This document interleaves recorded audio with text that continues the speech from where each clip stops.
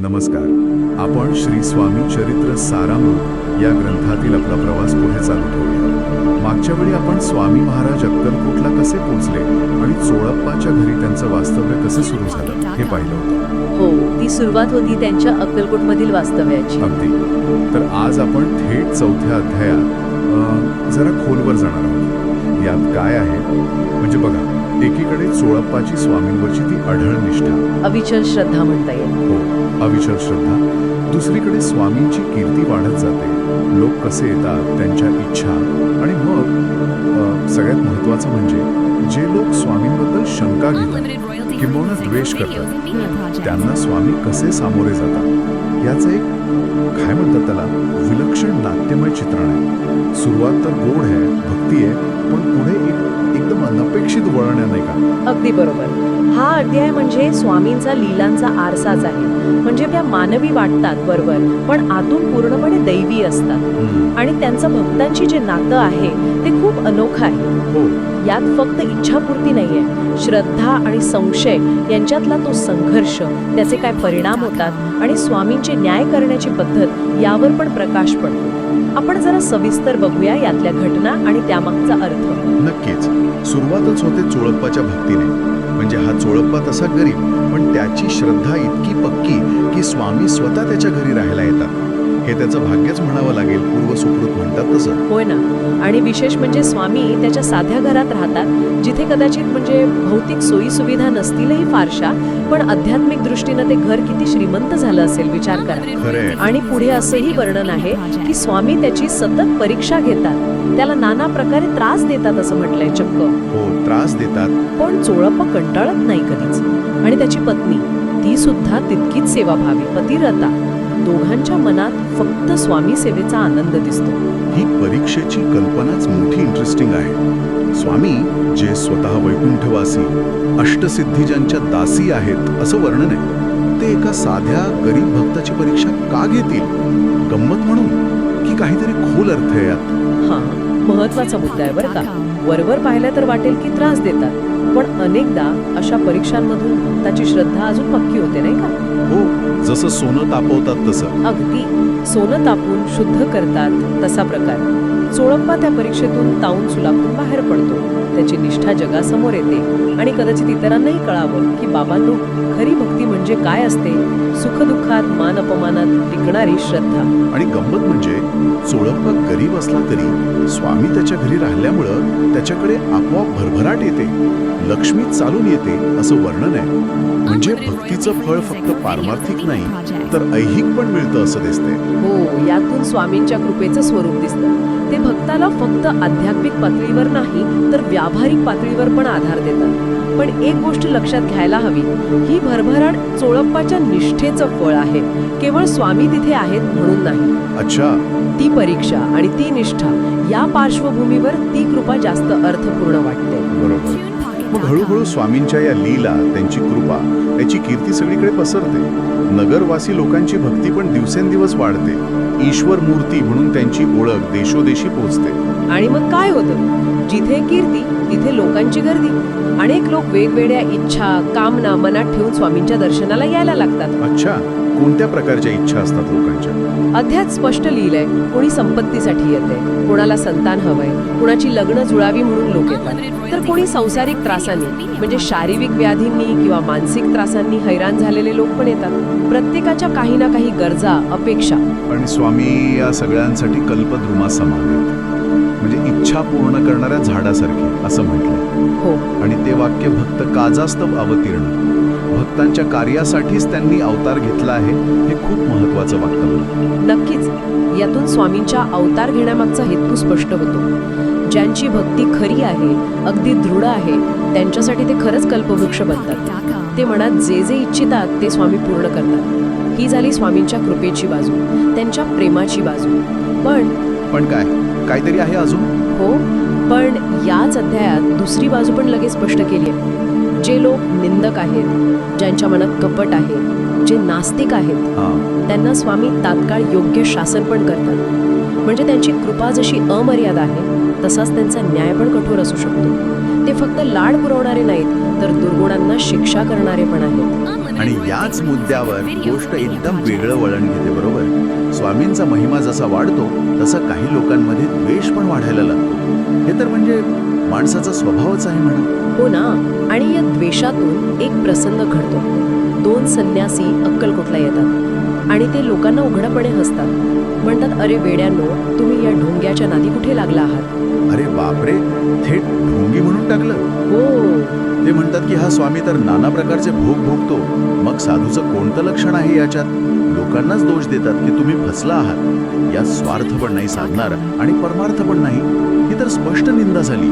आणि ही निंदा स्वामींपर्यंत पोहोचतेच, कारण ते अंतर्ज्ञानी आहेत असं म्हटलंय. त्यांना कळतं या संन्याशांच्या मनात काय आहे ते. आणि मग जेव्हा हे संन्यासी त्यांना भेटायला येतात, कदाचित त्यांची परीक्षा घ्यायला किंवा त्यांना उघडं पाडण्याच्या हेतूने, तेव्हा स्वामी एक वेगळीच लीला रचतात. काय करतात स्वामी? थेट सामोरे जातात, वाद घालतात त्यांच्याशी? नाही, खूप वेगळं करतात. ते ज्या भक्ताच्या घरी बसलेले असतात ना, तिथून उठतात आणि दुसऱ्या एका भक्ताच्या घरी जायला निघतात. आणि गंमत म्हणजे त्या दोन्ही टीकाकार संन्यासांना पण आपल्याबरोबर घेऊन जातात. का म्हणता? म्हणजे मुद्दाम त्यांना बरोबर नेतात? काय हेतू असेल? कदाचित त्यांना काहीतरी प्रत्यक्ष दाखवायचं असेल. त्या दुसऱ्या भक्ताच्या घरी गेल्यावर त्या भक्तानं तिघांनाही म्हणजे स्वामी आणि ते 2 संन्यासी आदरानं पाटावर बसवलं. आणि तेव्हा स्वामींनी मनात ठरवलं की आता एक चमत्कार करायचा. कोणता चमत्कार? काय करतात? चमत्कार म्हणजे लोकांच्या भक्तीचा चमत्कार.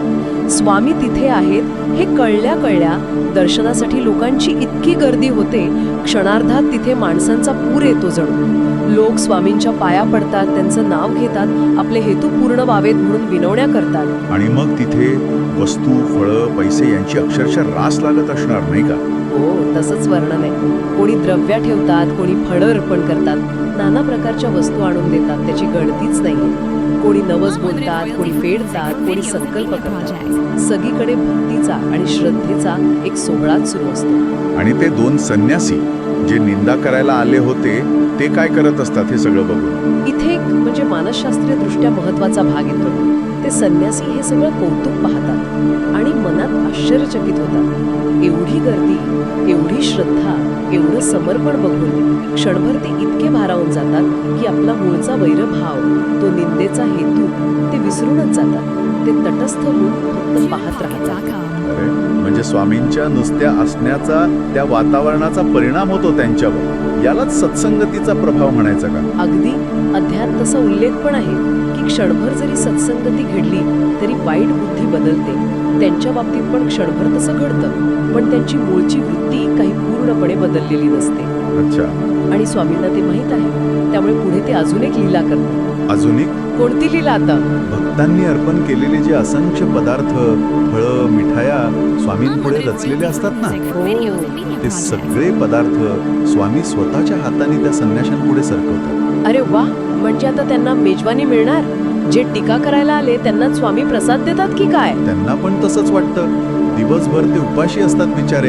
हे सगळं बघून त्यांच्या तोंडाला पाणी सुटतं. आता पोटभर खायला मिळेल या विचारानं त्यांना आनंद होतो. जीव अगदी व्याकुळ झालेला असतो भुकेने. पण मला का कोण जाणे असं वाटतंय की यात काहीतरी वेगळं घडणार आहे, काहीतरी ट्विस्ट असणार. बरोबर ओळखलं. स्वामींची लीला कधीच सरळ नसते. गर्दी कमी झाल्यावर सेवेकरी येतात आणि त्या संन्याशांच्या पुढ्यात ठेवलेले सगळे पदार्थ, द्रव्य वगैरे उचलून घेऊन जातात. एका क्षणात सगळं काय सांगताय? म्हणजे त्यांच्या तोंडाला पाणी आणून ऐनवेळी घास काढून घेतल्यासारखं झालं की हे? अगदी तसंच. ते संन्यासी भुकेने व्याकुळ होऊन मनातल्या मनात झुरत राहतात. त्यांची अवस्था अगदी बिकट होते. आणि यावर कळस म्हणजे स्वामी स्वतः त्या दिवशी अन्न पाण्याला स्पर्श करत नाहीत. स्वामी पण उपवास करतात. हो, सूर्य मावळतो, रात्र होते आणि संन्याशांना रात्री अन्नवर्ज्य असतं त्यांच्या नियमाप्रमाणे. त्यामुळे त्यांना उपाशीच राहावं लागतं. बापरे, म्हणजे जे दुसऱ्याचा छळ करायला, निंदा करायला आले होते त्यांचीच फजिती झाली. याला जशास तसे उत्तर म्हणायचं का? हो, अध्यायात विटंबना हा शब्द वापरलाय. त्यांची फजिती झाली. आणि पुढे म्हटलंय की कुत्सित लोकांना म्हणजे दुष्ट हेतू बाळगणाऱ्यांना दंड देण्यासाठी स्वामी अवतरले आहेत. ही त्यांची विचित्र म्हणजे आपल्याला न कळणारी लीला आहे.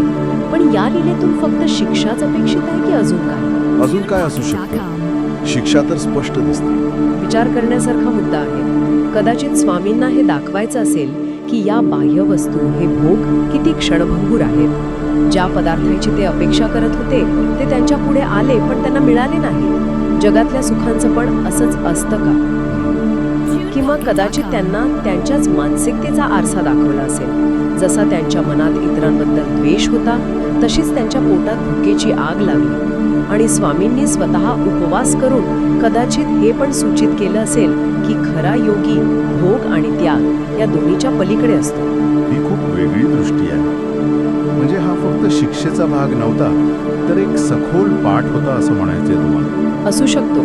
स्वामींच्या लीलांचे अर्थ लावणं सोपं नाहीये खरं तर, पण त्यातून अनेक बोध घेता येतात. या घटनेतून स्वामींचं ते दुहेरी रूप पुन्हा एकदा स्पष्ट होतं. एकीकडे जे त्यांच्या चरणी दृढ भक्ती ठेवतात त्यांचे सगळे मनोरथ ते पूर्ण करतात अशी त्यांची जगात ख्याती आहे.